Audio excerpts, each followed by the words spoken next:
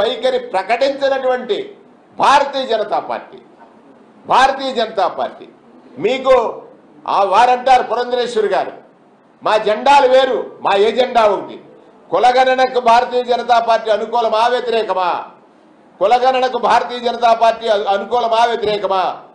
కేంద్ర ప్రభుత్వానికి రాష్ట్ర ప్రభుత్వం ఇచ్చినటువంటి అనేకమైనటువంటి వినతుల్ని పరిష్కరించినటువంటి భారతీయ జనతా పార్టీ కులగణనకు అనుకూలమని మీరు ఎలా చెప్తారు? కులగణన చేస్తుంది, ఇది ఒక మోసం.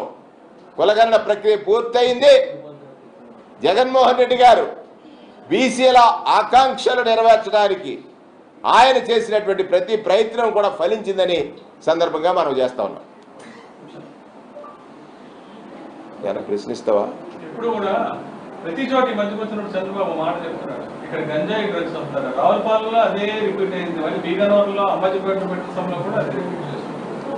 అంటే నాకు ఒక వ్యక్తి కోనసీమ అంటే వ్యవసాయం ఉంది, పచ్చదనం ఉంది, ఇవేమీ మాట్లాడలేదు, కేవలం గంజాయి డ్రగ్స్ గురించి మాట్లాడలేదు. విమర్శించడానికి ఆస్కారం లేకుండా పరిపాలన సాగినప్పుడు కనిపించిన దాన్ని విమర్శిస్తూ ఉంటాడు.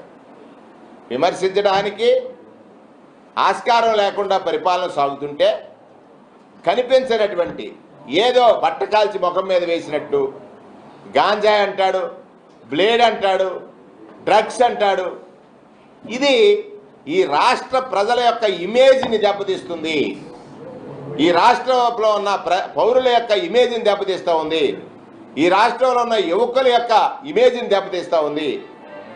ఎక్కడైనా అటువంటి పొరపాటు జరిగితే తక్షణం కేసులు వచ్చాయి.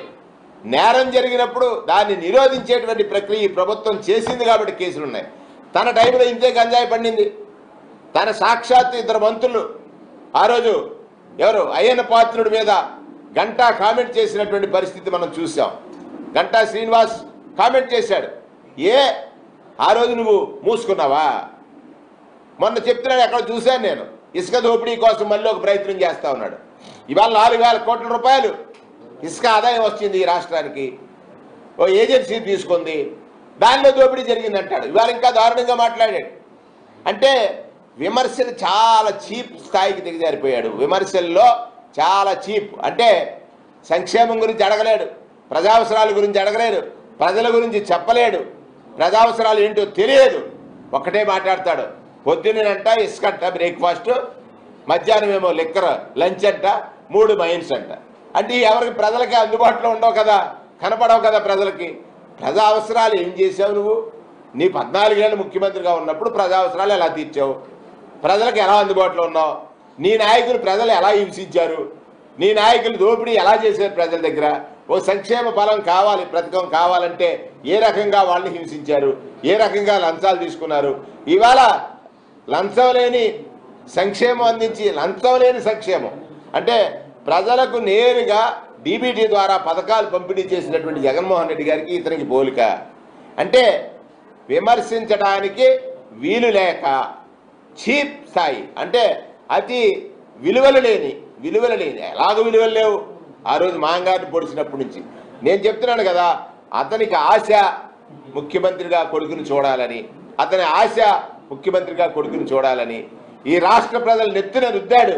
ఆ రోజు లోకేష్ని తీసుకొచ్చి అతని ఆశ, లోకేష్ ఆశ చంద్రబాబు నాయుడిని జైలుకి పంపించింది. లోకేష్ అత్యాశ చంద్రబాబు నాయుడిని జైలుకి పంపించింది. లోకేష్ అత్యాశ చంద్రబాబు నాయుడిని జైలుకి పంపించింది. జైలుకి వెళ్ళిన తాను సత్శీలుడని ఎలా చెప్పగలడు? ఇన్ని కేసులు ఉన్నాయి.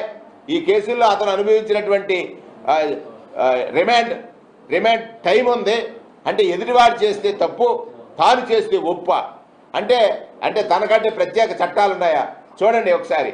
ఉండవల్లి అరుణ్ కుమార్ గారు ఈనాడు రామోజీరావు గారి మీద ఒక కేసు వేశారు. ఇవాళ న్యాయస్థానం తీర్పిచ్చింది కదా. ఈ దేశంలో న్యాయానికి ఆలస్యం అవ్వచ్చు తప్ప న్యాయం న్యాయంలాగే ఉంటుందని ఈ సందర్భంగా